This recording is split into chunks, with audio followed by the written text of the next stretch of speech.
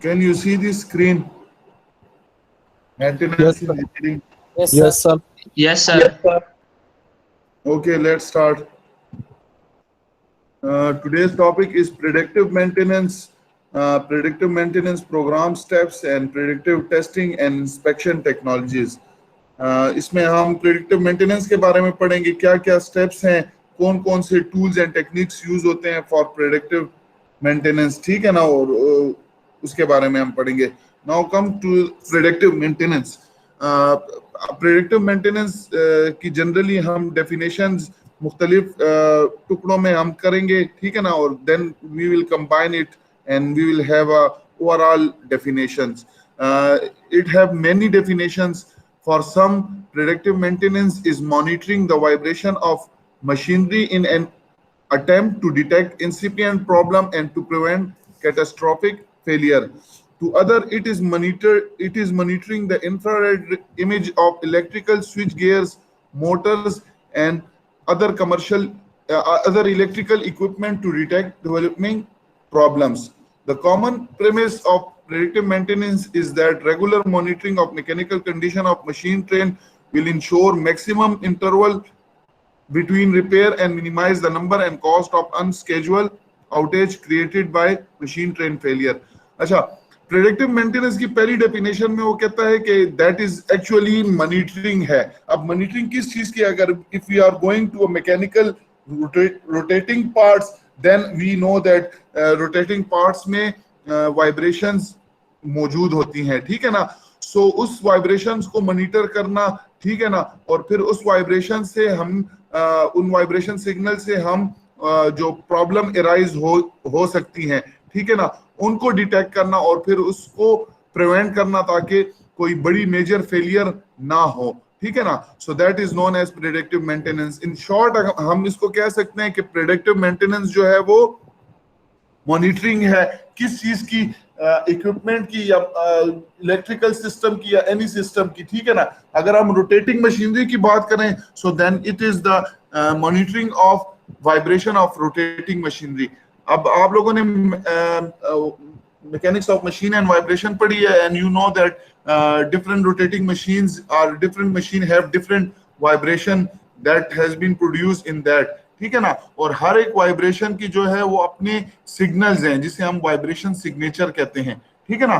और एक्सपर्ट्स जो है वो इन वाइब्रेशन सिग्नल्स को देखते हैं और वो फिर प्रिडिक्ट करते हैं कि कौन कौन सी इसमें प्रॉब्लम्स फ्यूचर में अराइज हो सकती हैं या ये वाइब्रेशन जो है वो किस इसकी वजूहात क्या है, and they tackled with this problems, ठीक है ना. और वाइब्रेशन को मेजर करने के लिए भी हमारे पास डिवाइसेस होते हैं that are already connected with this rotating equipments, ठीक है ना. और वो इक्विपमेंट्स जो है वो वाइब्रेशंस को मेजर करते हैं and then this vibration is transferred to your computer through data acquisition system, ठीक है ना, जो कि आपकी काफी माइन्यूट फॉर वेरी सेकंडों के हिसाब से या मिली सेकंड के हिसाब से जितने भी सिग्नल्स वाइब्रेशन के आते हैं वो रिकॉर्ड होते हैं और उनका पैटर्न बनता है आपके कंप्यूटर पे, ठीक है ना. And this pattern is known as vibration signal, and based on this vibration signals you are going to predict that which incipient problem are going to arise and how it will be tackled in order to prevent the failure. तो पहली definition यही है कि maintenance predictive maintenance monitoring है the vibration of rotating machinery in attempt to detect incipient problem and to prevent catastrophic failure.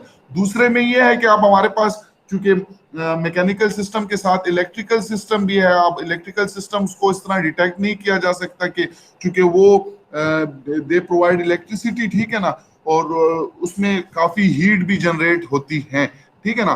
तो you can not even touch this system with your hands. So इन चीजों की monitoring के लिए भी जो है हमारे पास एक टेक्निक्स है जिसे हम थर्मोग्राफी कहते हैं, and based on using that thermography you are going to take infrared images of electrical switches, motors and other electrical equipment.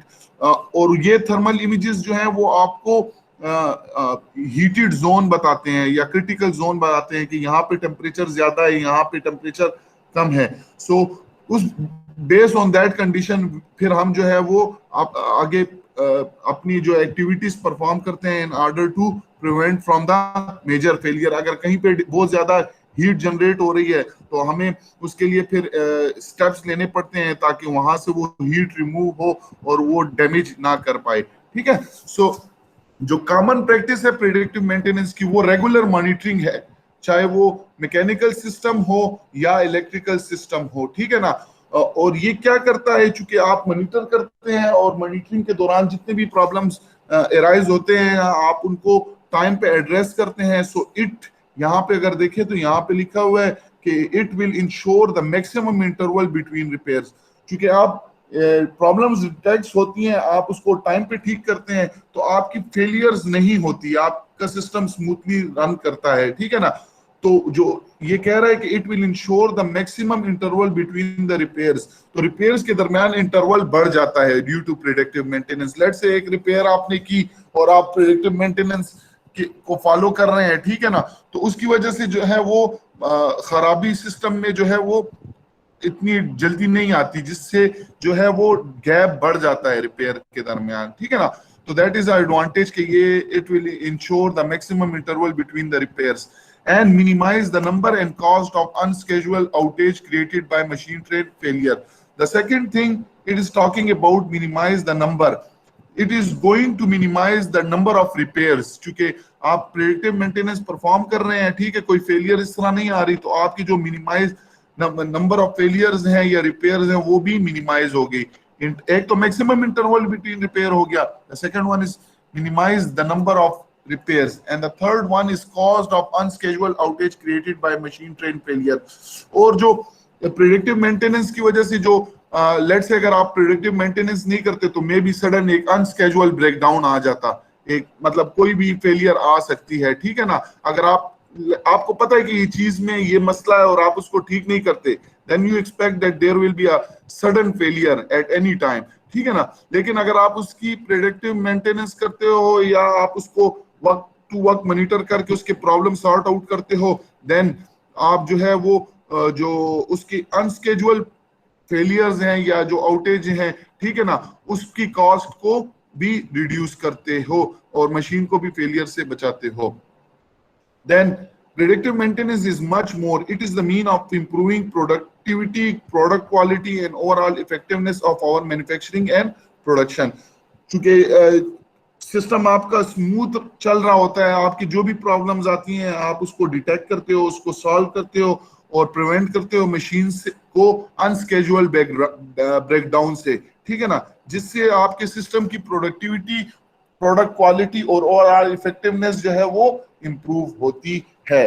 Predictive maintenance is not vibration monitoring और थर्मल इमेजिंग और lubricating analysis, oil analysis or any non-destructive testing technique that are being marketed as predictive maintenance tool। अच्छा, ये कहता है predictive maintenance, इसे नहीं कहते कि बस वो वाइब्रेशन मॉनिटरिंग हो गई या थर्मल इमेजिंग या आपने लुब्रिकेशन एनालिसिस कर ली या कोई अदर नॉन डिस्ट्रक्टिव टेस्टिंग कर दी। ठीक है ना, बट ये चीजें जो हैं, ये जो हम कह रहे हैं कि वाइब्रेशन, थर्मल इमेजिंग और lubricator, these are known as predictive maintenance tool. You can use these tool in order to prevent the breakdown of your system or machines.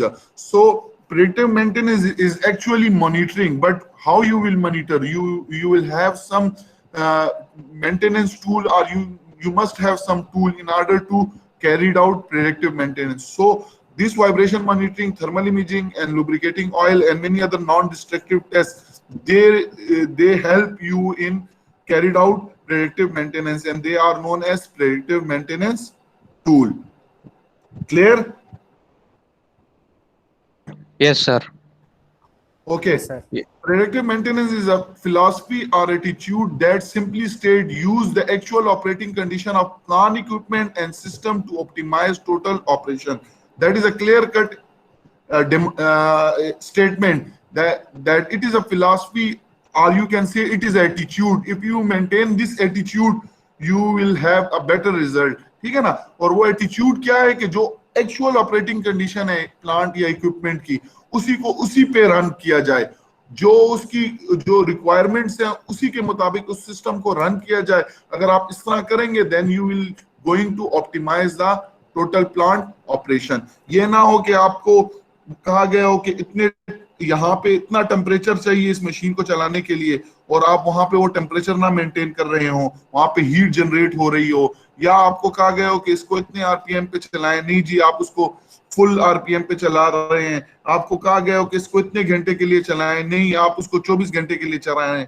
तो आपने क्या करना होता है, you have to use the actual operating condition of plant equipment in order to optimize the total plant operations.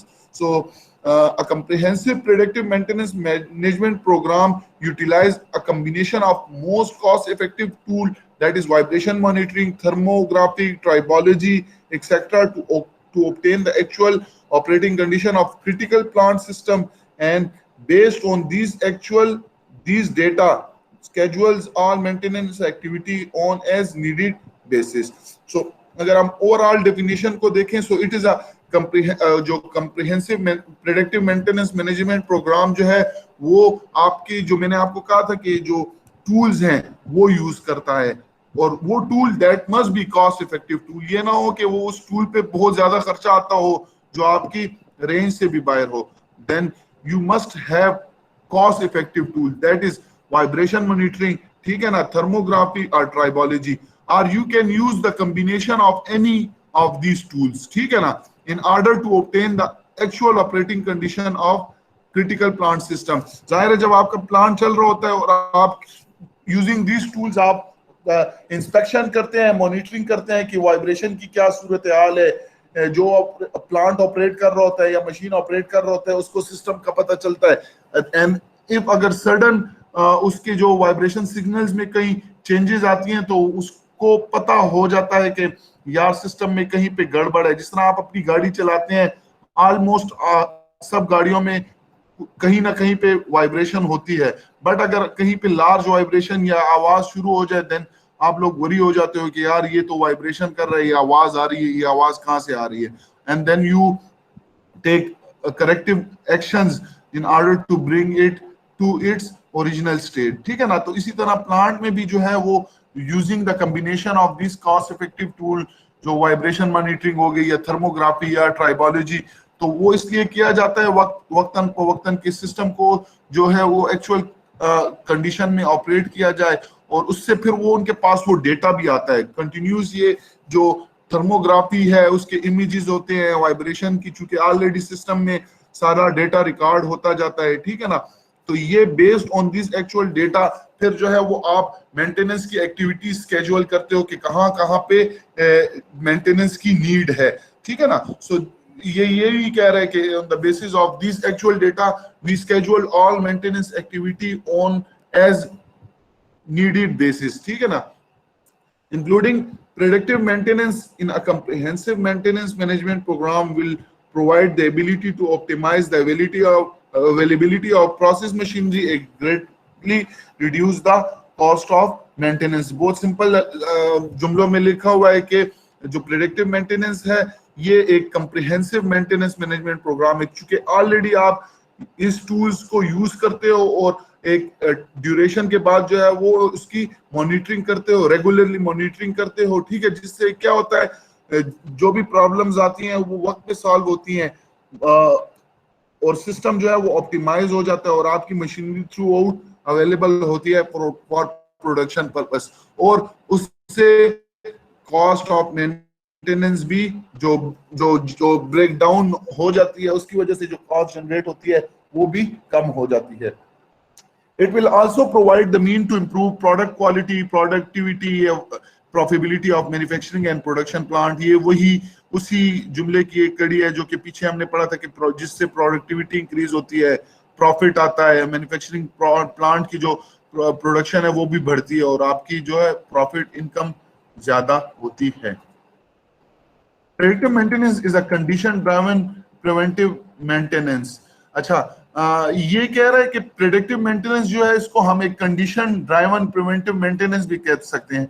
As you know that preventive maintenance में यही होता है कि हम स्केड्यूल करते हैं, इंस्पेक्शन को स्केड्यूल करते हैं और इंस्पेक्शंस के दौरान we may come across different problems or different scenarios in our plant or system, and then we are going to solve these problems, ठीक है ना. But यहाँ पे that is a condition driven preventive maintenance. condition driven preventive maintenance किस तरह होगी कि आप देखते हैं कि कहीं पे अगर आप बेस ऑन दिस टूल्स जो है, अगर उस टूल्स को आप यूज करते हुए देखते हैं कि अगर कहीं पे कोई मसला है, then you are going to perform preventive maintenance. So generally it is a condition driving preventive maintenance. Instead of relying on industrial or in plant average life MTTF to schedule maintenance activity, predictive maintenance uses direct monitoring of mechanical conditions, system efficiency and other indicator to determine the actual MTTF or loss of efficiency for every machine, train and system in plant. अच्छा, कुछ industries या plants ऐसी हैं कि जो कि वो rely करते हैं एवरेज लाइफ स्टेटिस्टिक पे, MTTF, mean time to failure, to schedule maintenance activities, वो and to schedule maintenance activities, ठीक है ना. कुछ इंडस्ट्रीज जो हैं वो रिलाई किस चीज पे करती हैं, ये जो टर्म है एवरेज लाइफ स्टेटिस्टिक्स, जैसे कि मीन टाइम टू फेलियर, ठीक है ना, वो इस पे रिलाई करती है. उनको मीन टाइम टू फेलियर पता होता है कि कितने टाइम बाद जो है उसमें फेलियर आता है या आ सकता है. सो दे schedule the maintenance activity based on this MTTF, while predictive maintenance uses direct monitoring of mechanical condition, system efficiency and other indicator. The actual MTTF or loss of efficiency for each machine, train and system. जिस तरह आपको बार बार ये repeat भी हो रही है कि predictive maintenance जो है वो मॉनिटरिंग की टेक्निक यूज करता है, और उस मॉनिटरिंग में वो डिफरेंट टूल्स यूज करता है. वाइब्रेशन के हो गए, थर्मोग्राफी के हो गए, अदर नॉन डिस्ट्रक्टिव टेस्ट हो गए, जो कि आगे आपको लेक्चर्स में समझ आ जाएंगी. और वो मॉनिटर करता है मैकेनिकल कंडीशन को, सिस्टम एफिशिएंसी को और and other indicators to determine, और वो फिर आपको उससे डिटरमाइन करता है कि ये कितने टाइम बाद फेल हो सकता है, या इसका एमटीटीएफ क्या है, या कितनी एफिशिएंसी कम हुई है, ठीक है ना, based on the basis of this tools and techniques. At present traditional time driving method provide a guideline to normal train machine life span. The final decision in preventive or run to failure program on repair or rebuild schedule must be made on the basis of intuition, ability to predict in advance and the personal experience of maintenance manager. जिस तरह ये कह रहा है कि traditional time driving method जो है वो हमें जो करंटली टाइम ड्राइविंग मेथड जो है वो हमें एक गाइडलाइन प्रोवाइड करती है एक नॉर्मल मशीन की लाइफ स्पेन के लिए, ठीक है ना. और जो फाइनल डिसीजन है, जिस तरह आप लोगों ने पढ़ा था कि फाइनल प्रिवेंटिव में या रन टू फेलियर प्रोग्राम में जो रिपेयर या रिबिल्ड स्केड्यूल्स होती हैं वो किस चीज पे बेस करती हैं, वो इस चीज पे बेस करती हैं कि या तो उन्हें एडवांस में बताया जाए कि ये मशीन खराब होने वाली है, ये इतने टाइम बाद खराब होगी, या जो मेंटेनेंस मैनेजर वहां पे काम कर रहा है वो अपनी पर्सनल एक्सपीरियंस से बताता है कि जो है ये कब इस पे हमने रिपेयर करना है. The final decision that is actually depend on this two, ability to predict in advance या the personal experience of maintenance manager. The addition of comprehensive predictive maintenance program can and will provide factual data on actual machine condition of each machine, train and operating efficiency of each process. जिस तरह आपने ये देखा है कि इससे ऊपर वाले में हमने पढ़ा था कि फाइनल डिसीजन जो है वो प्रिवेंटिव या रन टू फेलियर मेथड्स में प्रोग्राम्स में वो होता है, या तो वो प्रिडिक्ट करते हैं इन एडवांस या तो वो मेंटेनेंस मैनेजर की. बट यहाँ पे प्रिडिक्टिव मेंटेनेंस में क्या होता है, क्योंकि आप डिफरेंट टेक्निक्स और टूल्स यूज करते हो, ठीक है ना, तो आपके पास जो है वो एक्चुअल डेटा आता है, फैक्चुअल, जो फैक्ट की बेस पे है, and on the basis of this factual data you can जज the actual mechanical condition of each machine, ठीक है ना, और उसकी एफिशिएंसी को भी, ऑपरेटिंग एफिशिएंसी को भी जान सकते हैं, ठीक है ना. So these data provide the maintenance manager with actual data for scheduling maintenance activity. और जो आपके पास डेटा आ जाता है उसकी बेस पे जो है वो मेंटेनेंस मैनेजर जो है वो मेंटेनेंस की एक्टिविटीज को स्केड्यूल करता है, ना कि अपने एक्सपीरियंस की बेस पे या दूसरी चीजों पे। They are only scheduling maintenance activities based on the data that we get from the system using different tools and techniques that are used in predictive maintenance. Clear? कोई question?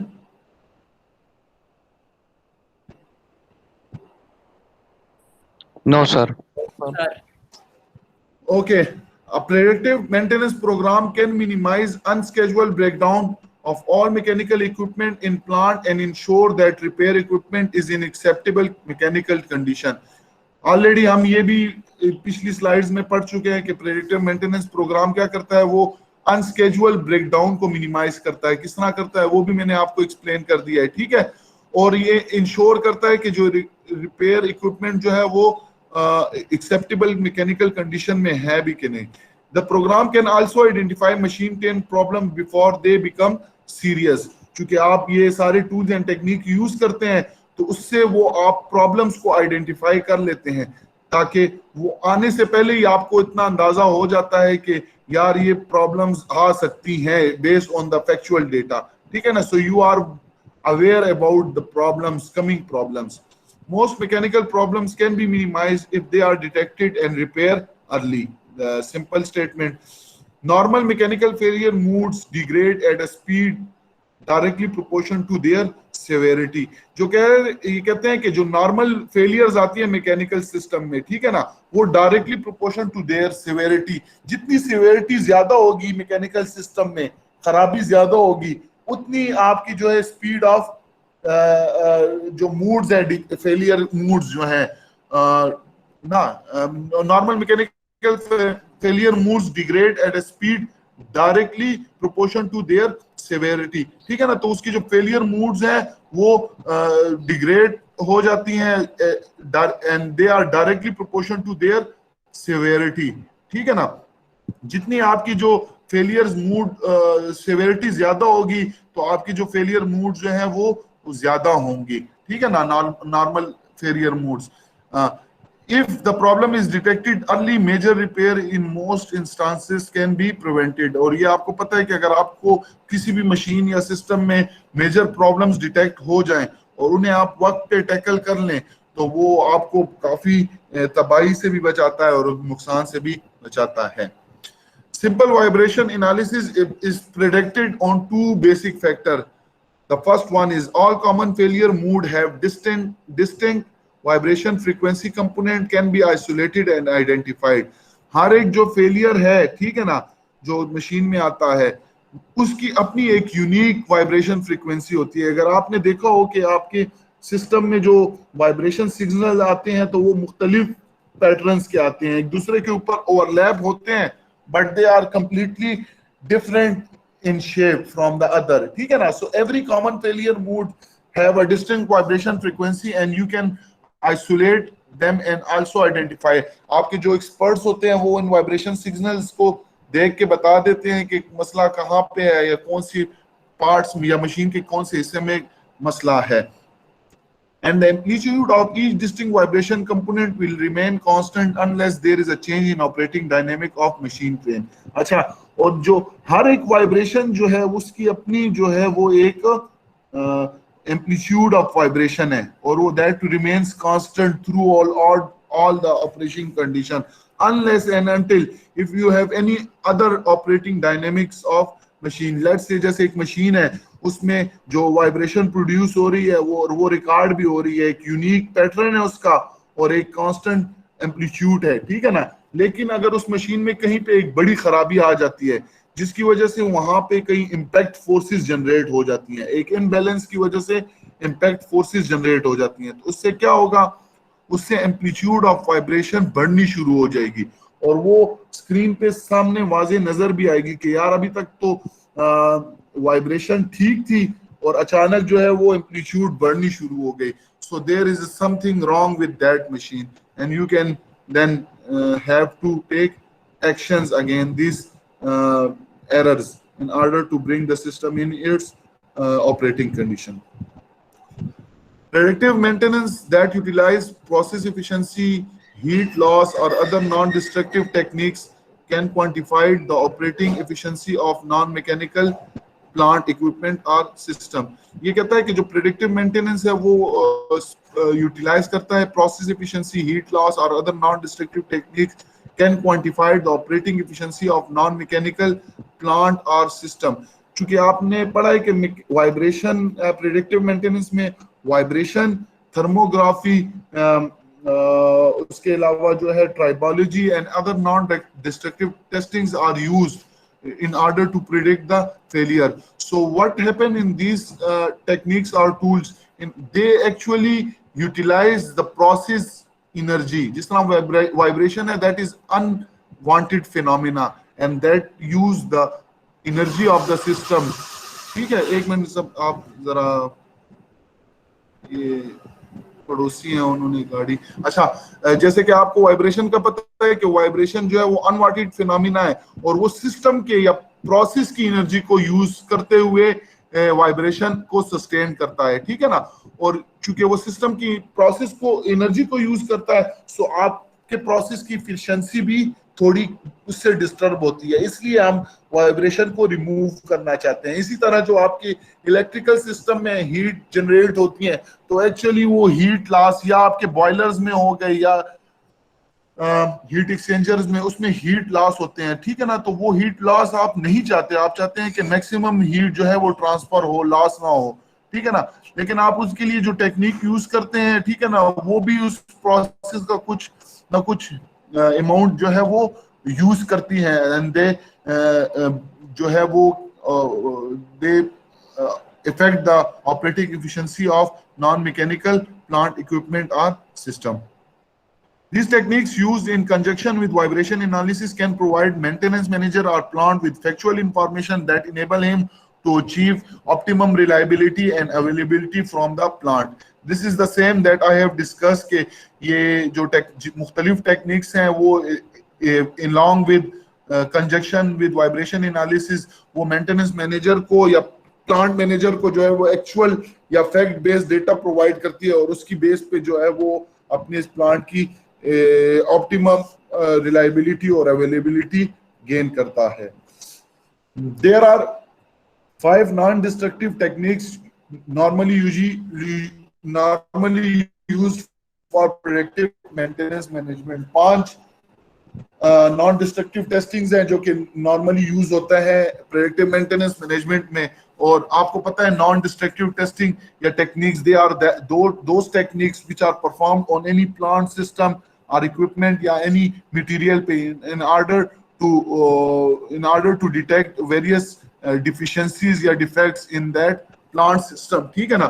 and you are not going to destruct that part, आपने उस part को नहीं तोड़ना होता, उसी part पे आप टेस्टिंग करते हैं and they can be readily used for their intended function, ठीक है ना। so the first one is vibration monitoring है, number 2 process parameter monitoring है, number 3 thermography है, tribology है और visual inspection है। ये नॉन डिस्ट्रक्टिव टेक्निक्स हैं, ठीक है ना, जो कि आगे आप आ भी रहे हैं फर्दन, तो उसको वहीं पे ही डिस्कस करेंगे। अच्छा, predictive maintenance. Each technique has unique data set that will assist the maintenance manager in determining the actual need for maintenance. जो कह रहे हैं कि हर एक टेक्निक का अपना एक डेटा आता है। जिस तरह आप वाइब्रेशन है तो वाइब्रेशन से एक अलग डेटा है, थर्मोग्राफी का एक अलग डेटा है, लुब्रिकेंट एनालिसिस जो है या ट्राइबोलॉजी उससे अलग डेटा आता है, ठीक है ना। और वो मेंटेनेंस मैनेजर को हेल्प करता है कि उसको ये बताता है कि आपके सिस्टम में या प्लांट में मेंटेनेंस की रिक्वायरमेंट है कि नहीं, ठीक है ना। और फिर उसी डेटा से वो जो है वो आगे फर्दर मेंटेनेंस एक्टिविटी स्केड्यूल करता है। बट एक मैनेजर को पता होना चाहिए कि how do you determine which techniques are required in your plant. He must be able to know what are the techniques and which techniques are used are required in our plant in order to determine the causes of failure or failure modes, ठीक है ना। he must be able to know how do you determine the best method to implement each of technology. If you listen to salesmen For vendors that supply predictive maintenance, he is the only solution to your problem.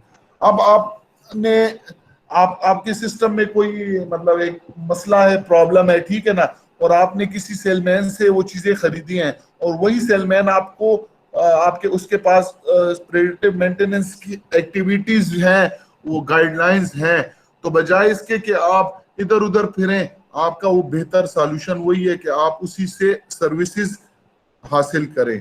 सही है ना? You must be able to know how do you separate the goods from bad. आपको पता होना चाहिए कि कौन सी चीज सही है, कौन सी चीज खराब है, तो उसको किस तरह सेपरेट करना है। ठीक है।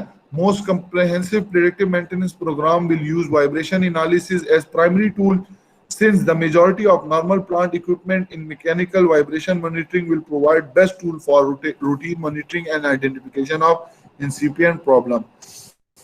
तो जो मेजर टूल है मैकेनिकल सिस्टम के लिए, वाइब्रेशन के लिए, उसमें सबसे जो प्राइमरी टूल है वो वाइब्रेशन एनालिसिस टूल है। ठीक है ना?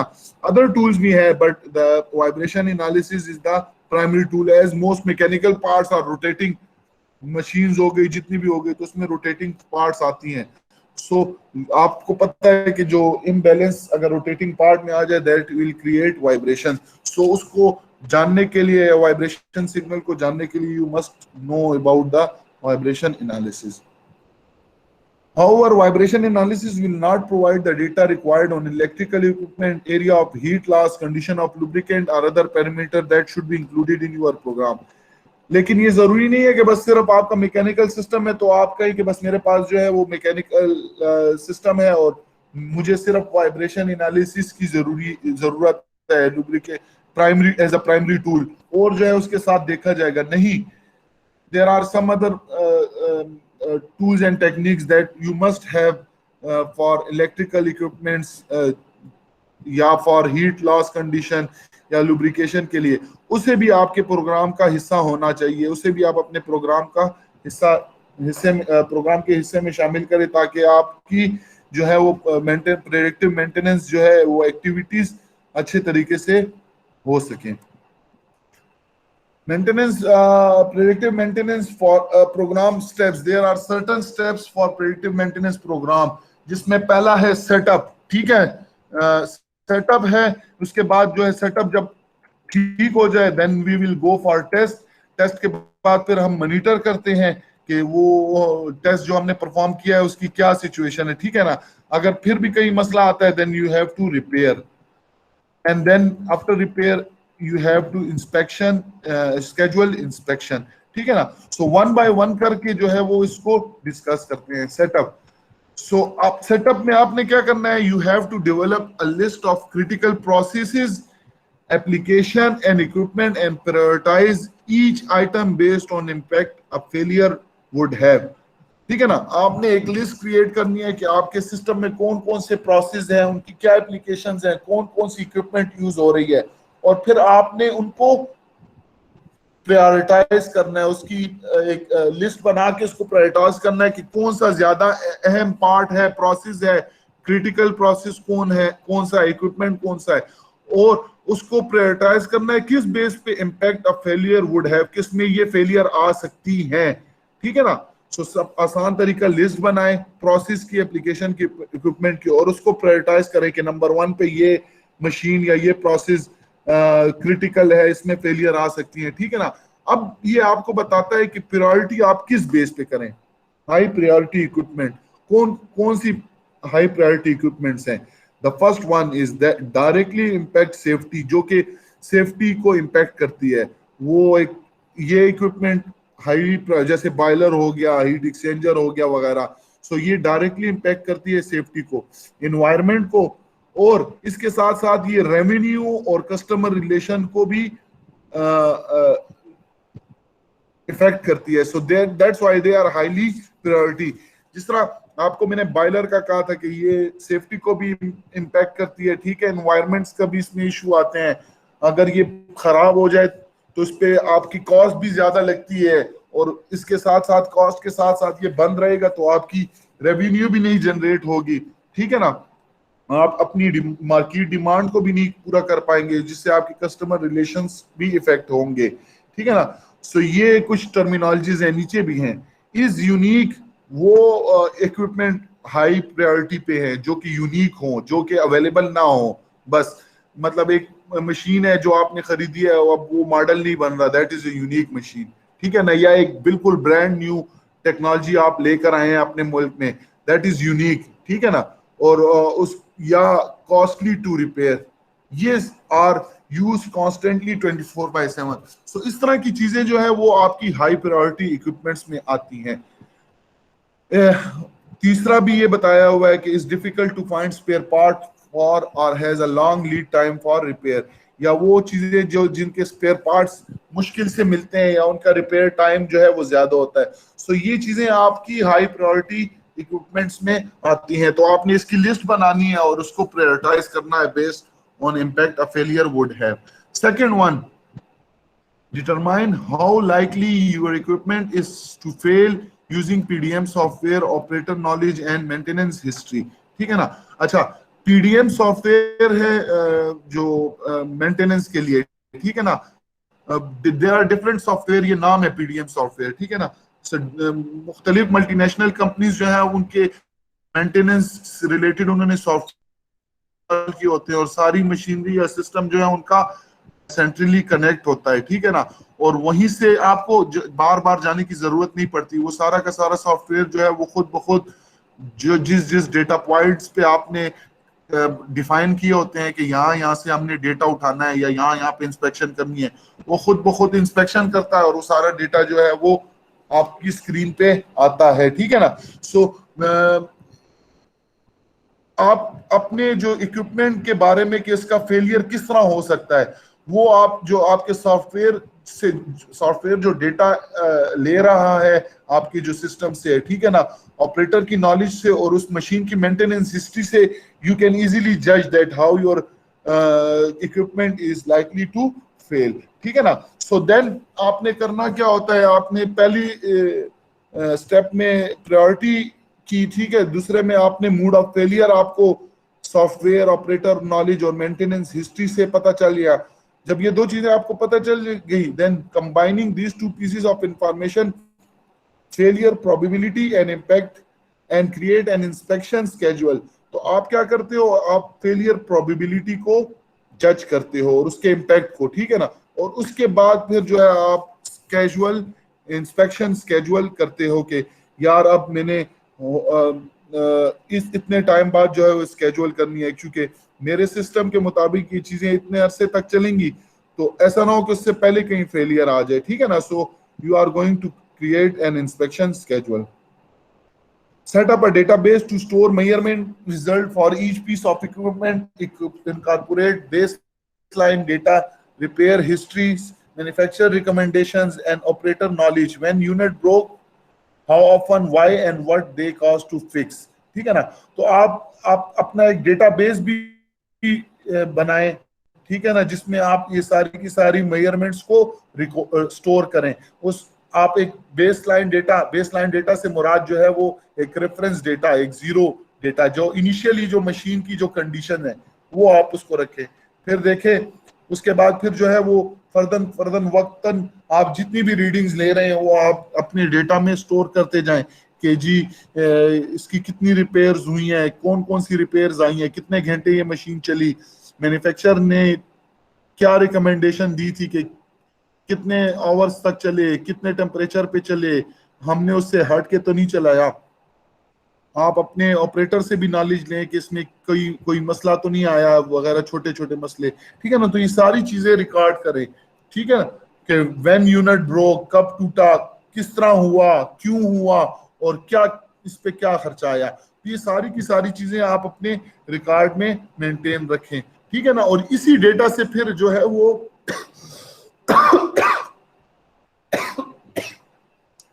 इसी डेटा से जो है वो फिर हम इस पे स्टेटिस्टिकल एनालिसिस परफॉर्म करते हैं। और एक्चुअली होता भी यही है कि ये जो सॉफ्टवेयर्स हैं ये एनालिसिस फॉरकास्टिंग टेक्निक्स को यूज करते हुए मुख्तलिफ आपको फिर प्रिडिक्ट करके देते हैं कि कितने अरसे तक आपकी मशीन चल सकती है या चलेगी, या कितने अरसे तक जो है ये आपको बेटर रिजल्ट प्रोवाइड कर सकती है।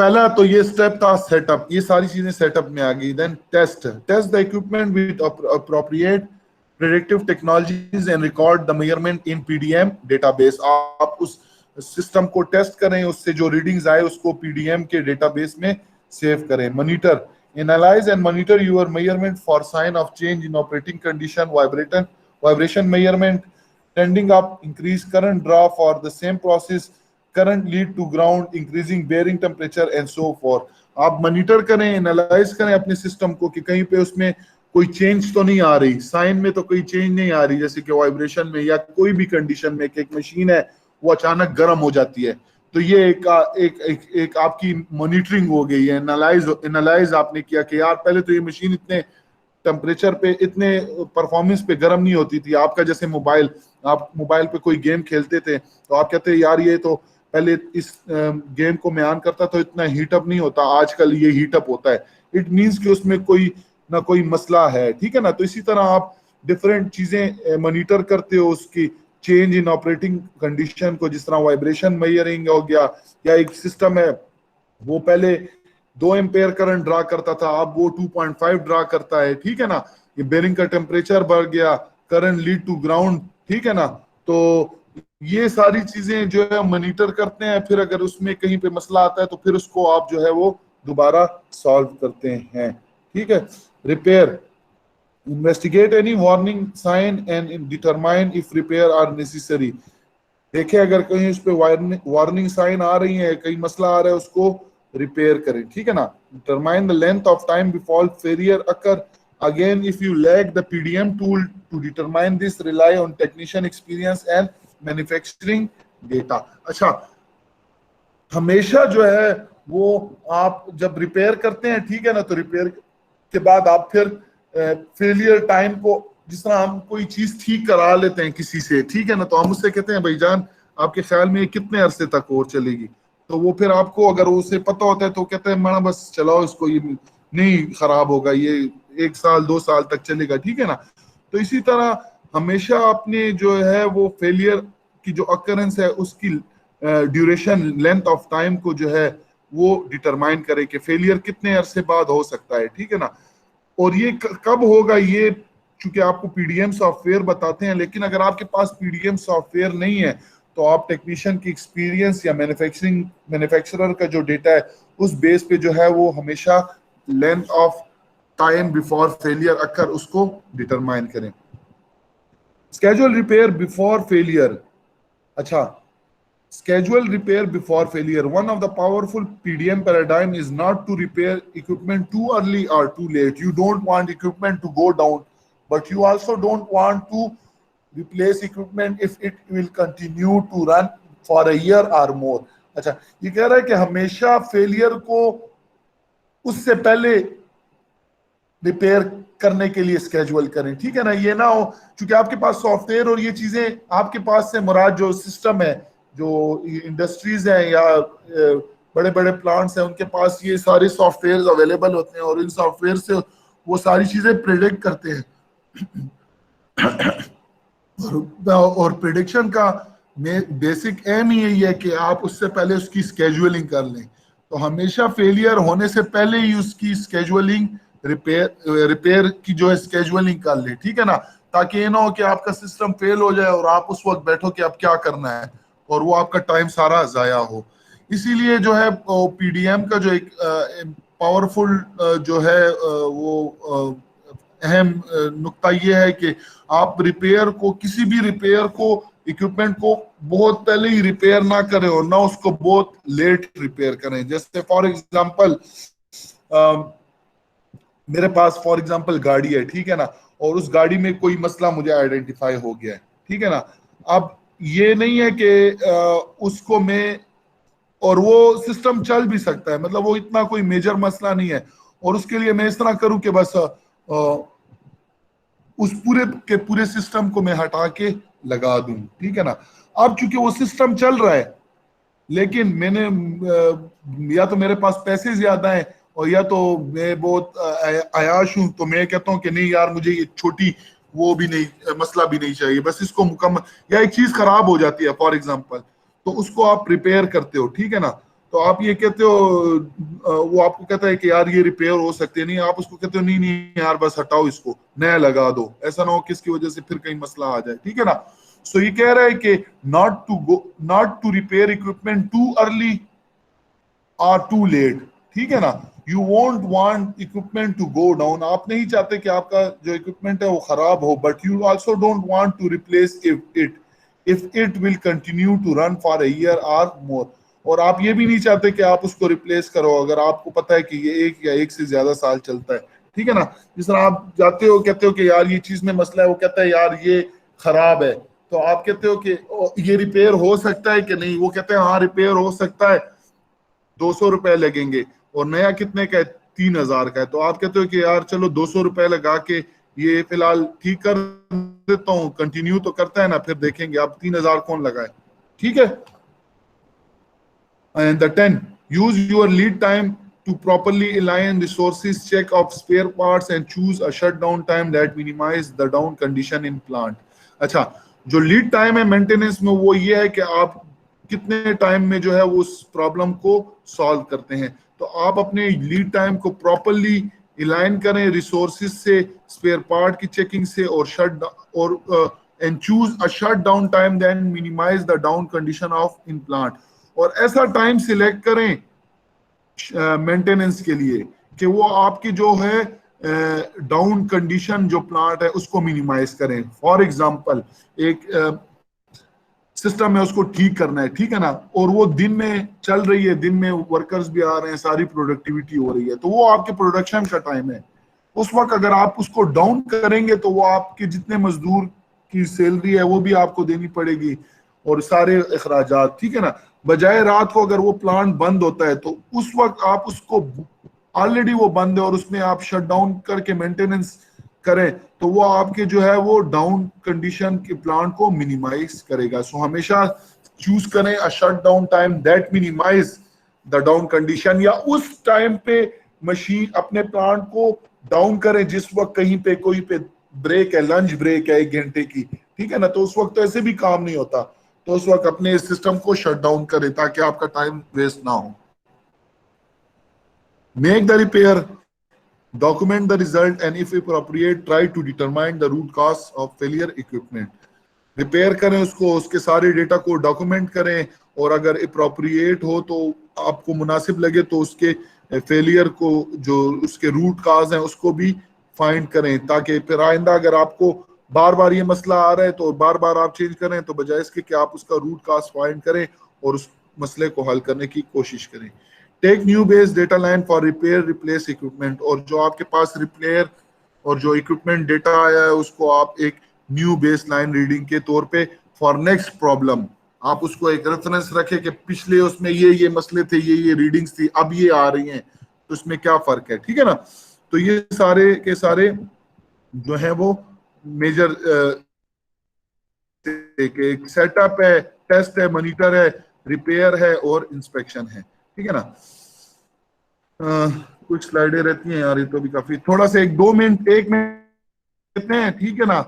मैं पानी पी लेता हूँ क्योंकि गला, उसके बाद जो है वो फिर फर्दर इसको कंटिन्यू करते हैं, ठीक है।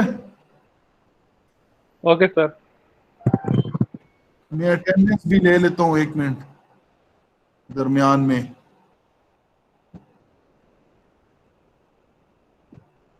हाँ, ओके जी, मैं पानी पी के आता हूँ, फिर इंशाल्लाह उसको आगे कंटिन्यू करते हैं।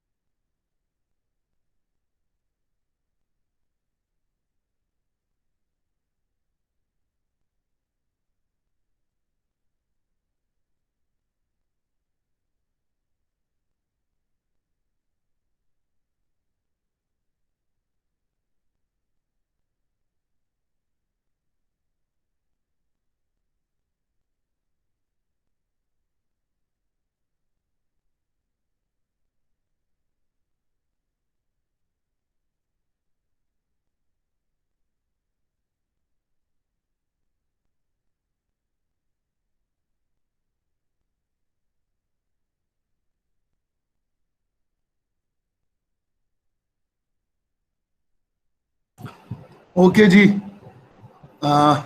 रेडी हैं आप लोग? कंटिन्यू करें? जी सर। अच्छा, इसको अब गो थ्रू करते हैं। ये वो ही टेक्निक्स हैं जो कि मैंने ऑलरेडी डिस्कस किए हैं, लेकिन फिर भी मैं एक दफा रीड कर देता हूं ताकि आपको कहीं पे इसमें कोई चीज रह ना जाए, ठीक है ना। Predictive testing and inspection techniques या टेक्नोलॉजीज के कौन कौन सी प्रिडिक्टिव टेस्टिंग और इंस्पेक्शन टेक्नोलॉजीज हैं? These technologies may be described as a variety of approaches used to determine, एक मिनट सबर करें, एक मिनट। अच्छा, used to determine स्क्रीन जी जी, oh sorry sorry sorry sorry, एक मिनट मैं स्क्रीन शेयर कर।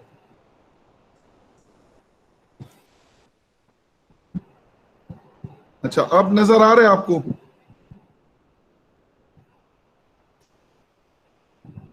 Yes sir. Yes sir. अच्छा, these technologies may be described as a variety of approaches used to determine item equipment condition for purpose of estimating of most time to schedule maintenance। ये आपको already बताया है कि ये techniques और tool जो है वो किस लिए इस्तेमाल की जाती हैं, ताकि आपको उसके जो जितने भी डेटाज आप उससे हासिल करें और based on that data you are going to schedule your maintenance activity. So the purpose of these tools is for the purpose of estimating the, इसको मेन पॉइंट्स को आप हेडलाइन अंडरलाइन करें तो आपके लिए चीजें आसान होती जाएंगी। Purpose of estimating the most effective time to schedule maintenance. This technology include intrusive and non-intrusive approaches in addition to use process parameter to assess overall condition of equipments। ठीक है ना। अच्छा, ये इंट्रूसिव और नॉन इंट्रूसिव, इसका मतलब है directly और इनडायरेक्टली। आप उसमें जिस तरह आप दो बंदे लड़ रहे हैं, ठीक है ना, आप उसमें मुदाखलत करके उसको छुड़वा लें, ठीक है ना। ये हो गया एक इंट्रूसिव, जिस तरह आप दाखिली तरीके से, ठीक है ना। और नॉन इंट्रूसिव ये कि आपने दोनों के दरमियान कोई झगड़ा हुआ और आपने बगैर मुदाखलत किए उनके मसले को हल कर दिया, दैट इज नॉन इंट्रूसिव। उसका जो भी मसला था आपने बस उसको हल कर दिया तो उनका झगड़ा खत्म हो गया। तो ये टेक्नोलॉजी भी है, ये इंट्रूसिवली और नॉन इंट्रूसिव अप्रोच यूज करते हुए प्रोसेस पैरामीटर और उसकी ओवरऑल कंडीशन को एसेस करता है। 6 PTI technology approaches are describe below. ये जो है ना पीटीआई, ये वाली पीटीआई नहीं है, ये जो करंट गवर्नमेंट, ठीक है ना। पीटीआई का मतलब है predictive testing and inspection technologies. So ये 6 प्रेडिक्टिव पीटीआई टेक्नोलॉजीज हैं जो कि डिस्क्राइब की गई हैं। The first one is vibration monitoring and analysis. One of the most widely used PTI approaches, it is useful in assessing the condition of rotating equipment and structural stability in the system। अच्छा, जो the technique of vibration monitoring and analysis include spectrum analysis, torsional vibration, waveform analysis, shock pulse analysis and multi-channel vibration। So ये जो vibration analysis है ये mostly used approach है predictive testing and inspection में, ठीक है ना। और ये आपको किसी भी रोटेटिंग इक्विपमेंट की कंडीशन भी बताता है as well as structure stability की भी बताता है। अगर आपकी वाइब्रेशन ज्यादा होगी, ठीक है ना, तो आपका जो सिस्टम है वो स्टेबल भी नहीं होगा। इसके अलावा अगर आपने देखा हो तो ये जलजलों से जो स्ट्रक्चर्स जो है ये तबाह होते हैं, ठीक है ना। तो जो हमारे सिविल डिपार्टमेंट में भी जो टेस्ट बेड है उसमें स्ट्रक्चर बनाया जाता है और डिफरेंट वाइब्रेशन पैटर्न्स दिए जाते हैं और चेक किया जाता है कि स्ट्रक्चर स्टेबल है कि नहीं। इसी तरह मशीन्स में भी जो है using vibration analysis you can जज the structural stability of the system. और इसमें ये मुख्तलिफ टेक टूल्स मॉनिटरिंग के लिए यूज होते हैं। स्पेक्ट्रम एनालिसिस, ये डिफरेंट टूल्स एंड टेक्निक्स हैं। अगर कोई फर्दर इसको देखना चाहते हैं तो गूगल में इसको देख लें, ठीक है ना। इसके अलावा जो हम करते हैं तो वो ये होता है कि आर्डिनो बेस या आपके पास जो है वो टूल्स होते हैं जो कि आप वो वाइब्रेशन सिग्नल को कैप्चर करते हैं और then using data acquisition system जो है वो सिस्टम में आपके वाइब्रेशन सिग्नल्स को या जो डेटा है उसको रिकॉर्ड करते हैं। अच्छा, vibration monitoring effectiveness depend on factor analysis.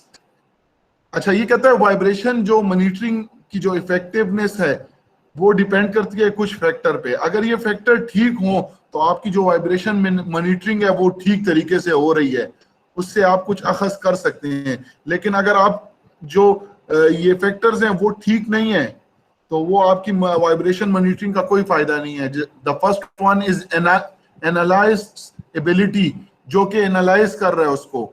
अगर वो एक्सपर्ट नहीं है कि उसको ये नहीं पता कि इस वाइब्रेशन सिग्नल का क्या मतलब है, इस रीडिंग का क्या मतलब है, तो उसकी मॉनिटरिंग का कोई फायदा नहीं। Number 2, the complexity of equipment, कि वो कितना कम्प्लेक्स है, ठीक है ना। सेंसर माउंटिंग अगर कम्प्लेक्स है तो उसकी मॉनिटरिंग भी इफेक्टिवनेस जो है वो फिर थोड़ी कम्प्लेक्स हो जाती है, क्योंकि कम्प्लेक्स इक्विपमेंट में आपको पता नहीं चलता कि वाइब्रेशन कहाँ हो रही है कहाँ नहीं हो रही। The third one is sensor mounting, कि आपने किस जगह सेंसर लगाए हैं वाइब्रेशन को मॉनिटर करने के लिए। अगर आपने गलत जगह पे सेंसर लगाए हैं तो आपकी वाइब्रेशन मॉनिटरिंग का कोई फायदा नहीं है। रेजोल्यूशन, कि उस जो सेंसर आपने लगाया है वो कितना डेटा, कितना रीडिंग वो रिकॉर्ड कर रहा है, उसकी रेजोल्यूशन क्या है। आया वो छोटे छोटे जो ऐसे इक्विपमेंट्स हैं जिनकी हाई रेजोल्यूशन होती है तो वो 10⁻⁶ माइक्रोसेकंड 10⁻⁶ सेकंड तक जो है वो डेटा उसके ड्यूरेशन में भी रिकॉर्ड कर सकता है। तो ये हाईली इफेक्टिव इक्विपमेंट है और ये आपको वाइब्रेशन मॉनिटरिंग को इफेक्टिवली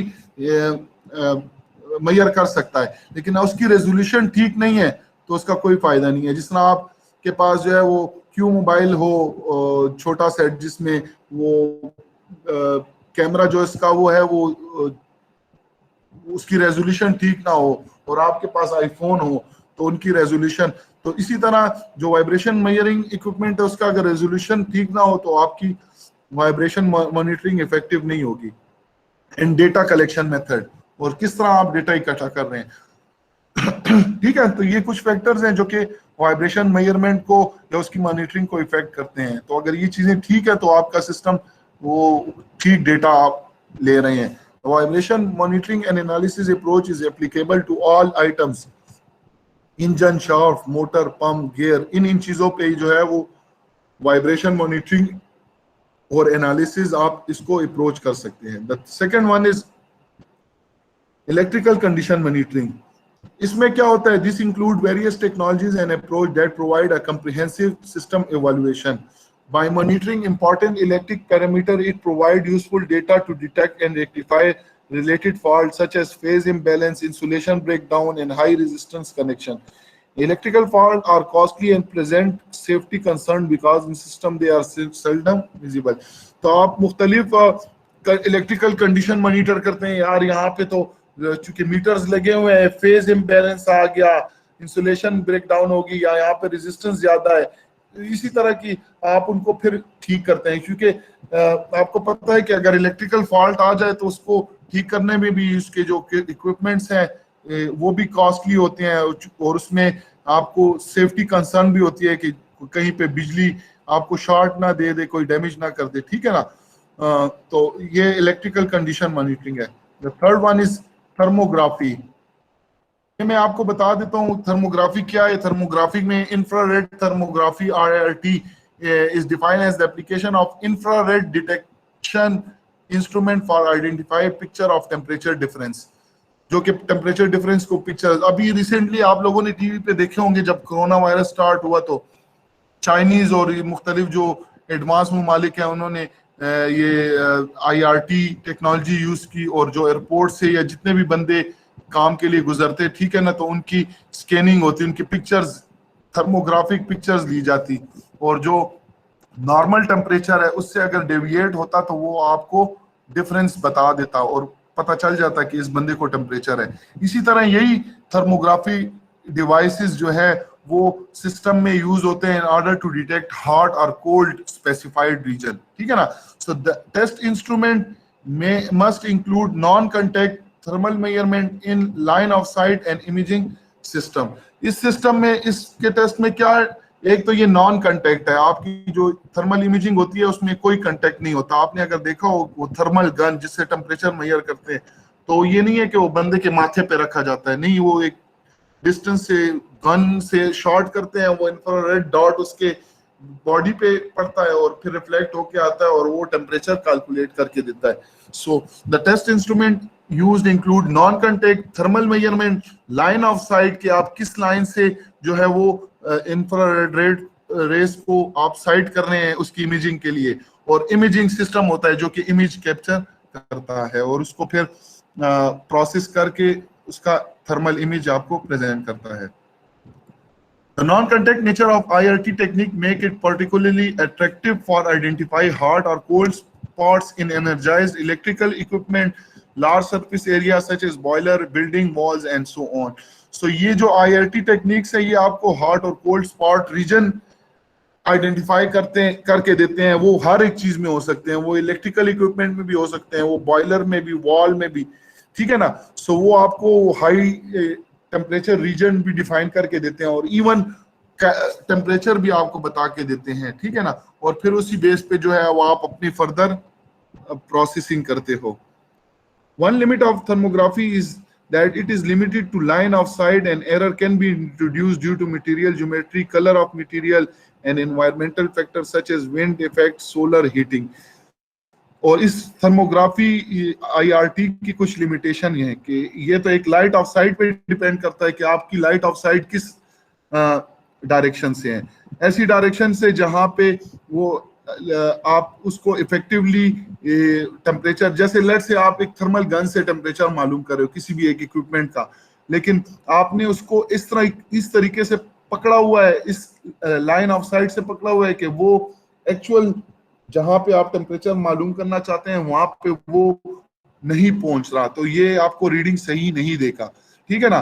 एरर्स उसमें आएंगे और ये एरर्स मटेरियल ज्योमेट्री की वजह से भी आ सकते हैं। लेट से एक ज्योमेट्री है, कॉम्प्लेक्स ज्योमेट्री है, उसके आउटर सरफेस पे एक टेम्परेचर होगा और कहीं इनर पे दूसरा होगा। So that depend upon the line of site, material geometry, colour of material पे भी डिपेंड करता है, और इन्वायरमेंटल फैक्टर कि अगर आप टेम्परेचर मेजर करना चाह रहे हैं या थर्मोग्राफी हीटेड जोन फाइंड करना चाह रहे हैं, तो जो उसका एक्चुअल टेम्परेचर है विंड इफेक्ट की वजह से वो हो सकता है थोड़ा डाउन शो करे, या आप उसका टेम्परेचर जो है वो सोलर हीटिंग की वजह से वो ज्यादा, तो इस किस्म की लिमिटेशन है जो कि आपको थर्मोग्राफिक रीडिंग में थोड़ा एरर दे सकती है।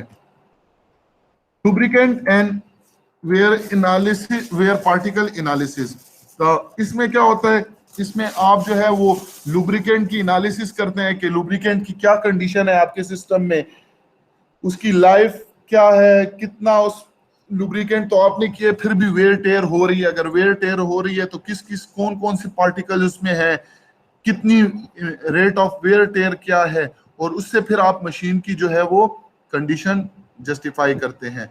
3 reason for performing this type of analysis are assess wear condition of equipment की वेयर कंडीशन, आल तो उसमें लुब्रिकेंट है लेकिन फिर भी कहीं पे अगर वेयर एंड टेयर हो रही है तो उसको एसेस करने के लिए ये जिसे हम ट्राइबोलॉजी कहते हैं, इंजन ट्राइबोलॉजी, आमतौर पे इंजन में होता है क्योंकि उसमें मोबिल ऑयल होता है, लेकिन फिर भी जो है वो मूविंग पार्ट्स के दरमियान वेयर टेयर आ सकती है और वो सारी की सारी जो है वो नीचे ऑयल पैन में जमा होती है और फिर उसी को हम लेके उस पर एनालिसिस करते हैं कि वेयर क्या कंडीशन है इंजन की, ठीक है ना। The second is to assess the lubricant condition, और उस लुब्रिकेंट की कंडीशन को भी चेक करें कि इसकी क्वालिटी क्या है, आया ये अपनी लाइफ तो नहीं खो चुका या ज्यादा हीट की वजह से इसमें खराबी तो नहीं आई, या स्टिल इट इज इफेक्टिव और not, and to assess if lubricant is contaminated, और देखा जाता है कि इस लुब्रिकेंट में और चीजें तो शामिल नहीं हुई, इसमें कहीं पानी तो नहीं शामिल हुआ और कोई चीजें तो शामिल नहीं हुई, इसलिए हम lubricant and wear particle analysis करते हैं। The test used for above purpose will depend on factors such as cost, sensitivity and accuracy of test result and equipment construction and application. इसकी भी कुछ फैक्टर्स पे डिपेंड करते हैं, cost sensitivity के कितना कॉस्ट उस सिस्टम पे आता है, एक्यूरेसी टेस्ट रिजल्ट की क्या है, और इक्विपमेंट की कंस्ट्रक्शन और एप्लीकेशन क्या है। अगर वो इक्विपमेंट लाइट कंस्ट्रक्शन का है और उसका इतना कोई खास काम नहीं है तो देन आप उस पे इतने ये स्ट्रेस से पैसे जाया करने का कोई फायदा नहीं। पैसिव यानी एयरबोर्न अल्ट्रासोनिक, इसमें क्या होता है, इसमें ये होता है कि हमारे पास अल्ट्रासोनिक डिवाइसेस होते हैं और उसमें हम 2200 kilo hertz and heterodyne the high frequency signal और कुछ अदर हाई फ्रीक्वेंसी सिग्नल उनको मिक्स करके एक ऑडिबल लेवल तक ला के एक सिग्नल नॉइस साउंड सिग्नल देते हैं, so that operator is able to hear changes in noise associated with leak corona discharge। तो इसमें एक लीक का जिक्र हुआ है, एक कोरोना डिस्चार्ज आमतौर पे अगर आप देखें तो एक हीटेड इक्विपमेंट हो और इसके इर्द गिर्द से आपको इस तरह लगता है बाज वक्त शुआएं निकल रही हो, जिस तरह अगर आप रोड को देखें गर्मियों में दूर से तो इस तरह लगता है कि रोड से धुआं सा या हीट वेव्स निकल रही हैं। So these are corona discharge, ठीक है ना।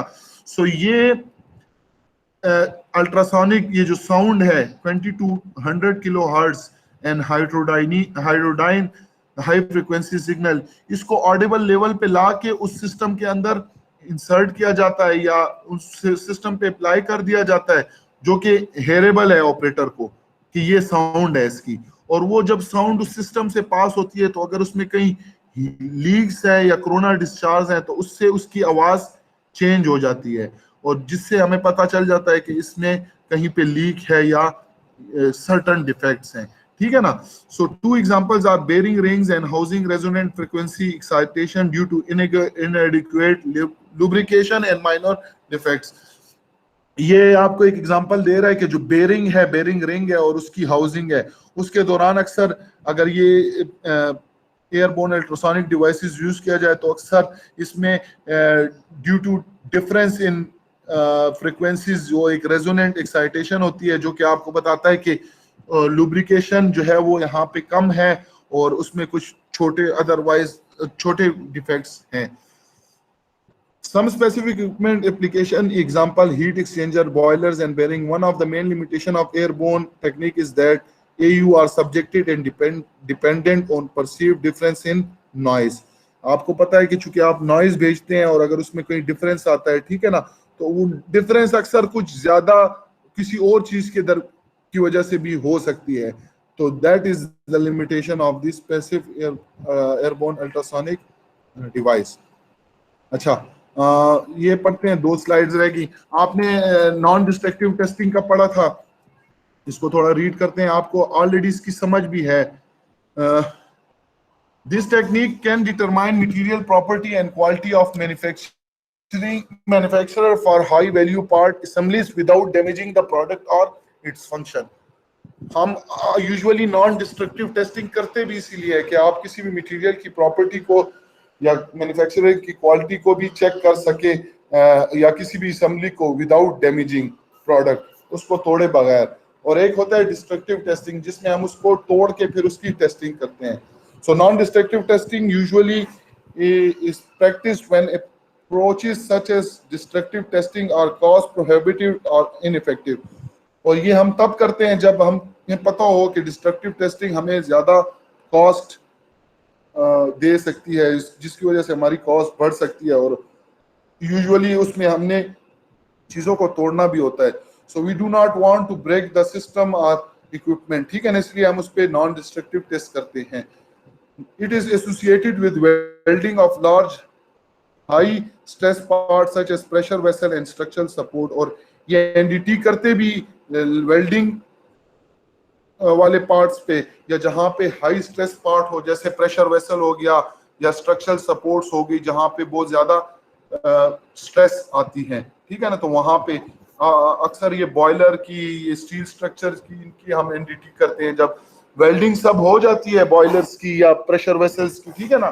क्योंकि ये देखें इसमें काफी सारे जॉइंट्स होते हैं और इसमें हाई प्रेशर को सस्टेन भी करना होता है, तो अगर इसमें कहीं डिफेक्ट हो तो वो उस हाई प्रेशर की वजह से वो ब्लास्ट भी कर सकता है। इसलिए हर बॉयलर या प्रेशर वेसल बन जाने के बाद उसकी एनडीटी टेस्टिंग होती है सारे जॉइंट्स की, ठीक है ना, और इंश्योर किया जाता है कि इसकी वेल्डिंग में कहीं डिफेक्ट्स तो नहीं है।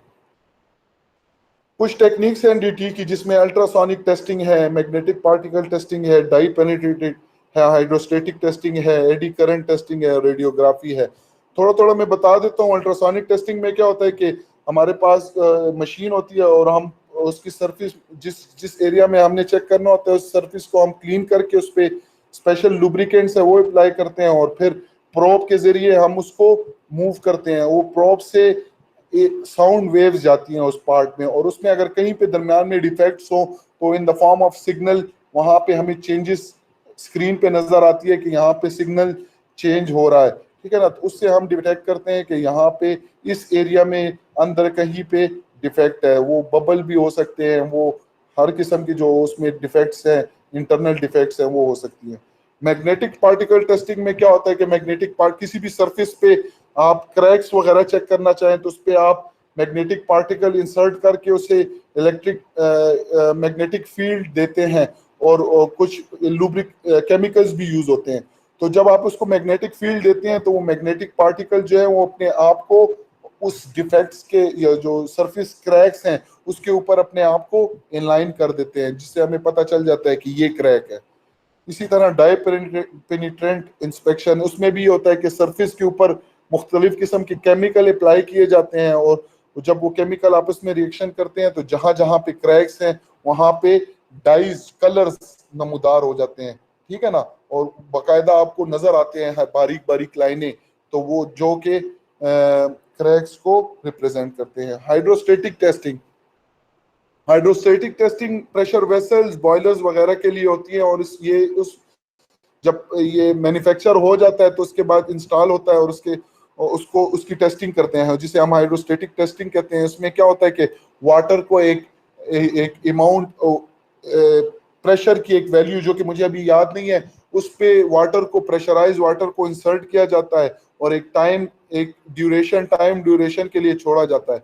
तो जहां जहां पे पूरे सिस्टम में, पाइप्स में, बॉयलर्स में या कहीं पे भी आपका कहीं लीक हो तो वो लीक आपको डिटेक्ट हो जाता है और then you further take necessary actions. Eddy current testing है, उसका मुझे थोड़ा अभी याद नहीं है, ये आप देख लें कि उसमें भी कोई टेक्निक यूज होती है करंट रिलेटेड जो कि डिफेक्ट्स को आइडेंटिफाई करती हैं।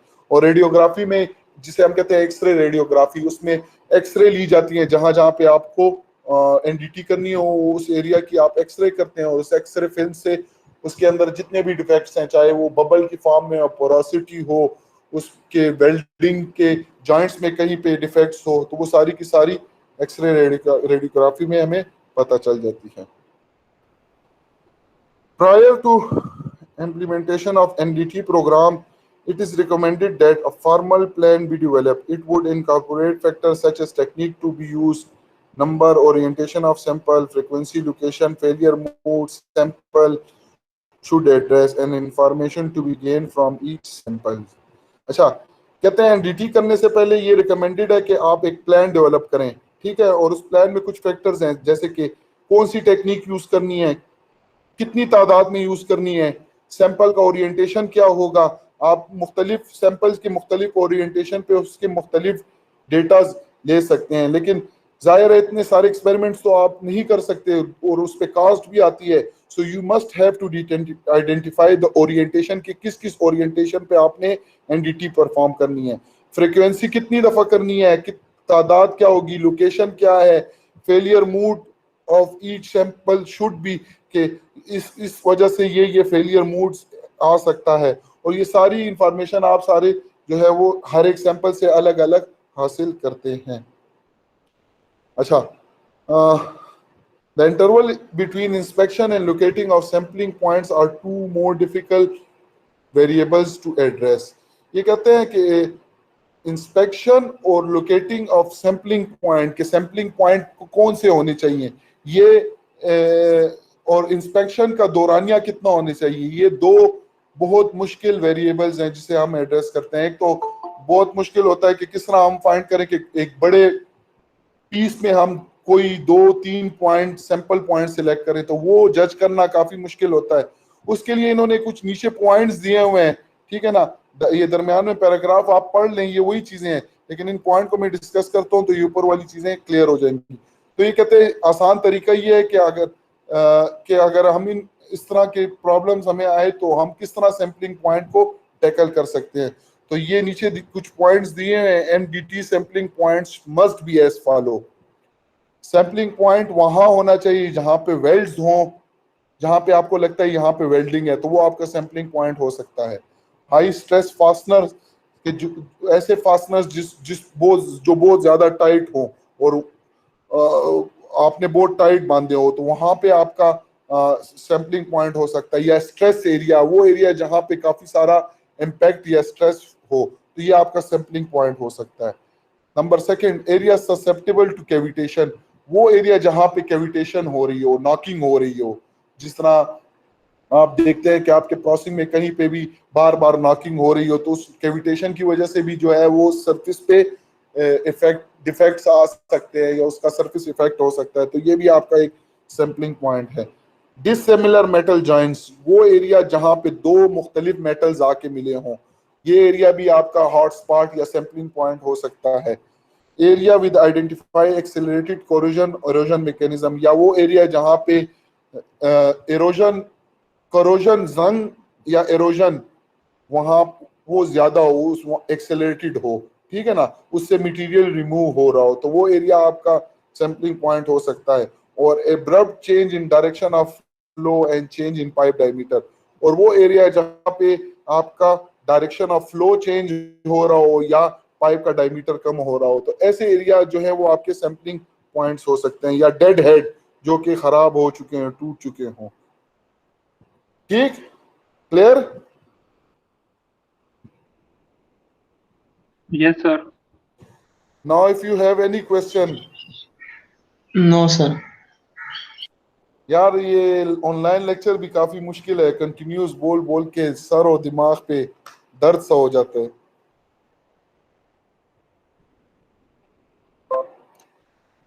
Okay, if you don't have any question, I am going to turn off the recording.